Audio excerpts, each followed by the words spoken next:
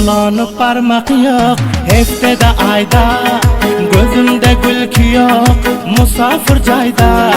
Kimsini bağlarım bayramda toyda, nedir benim gözüm yaşa dolmasan. Hesrette sığası yok royu zemine, içede şegamdar dil dolu kine.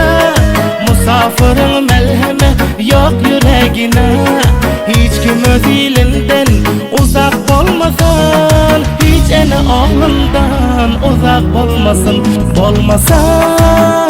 Bolmasan hiç kim ene atadan juda olmasan. Zar bolep, far bolep olmasın, görmene geda bolmasan.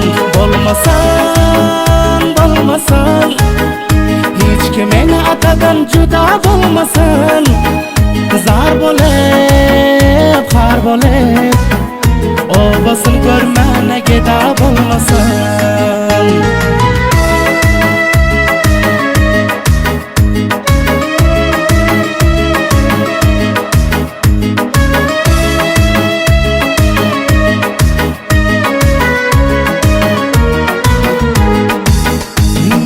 Hazana döndürüp güllegen dağın, sinasında daşap ayrılık dağın. Gurbatta geçirip juvanlık çağın, hiç yigitin güller yüze solmasan.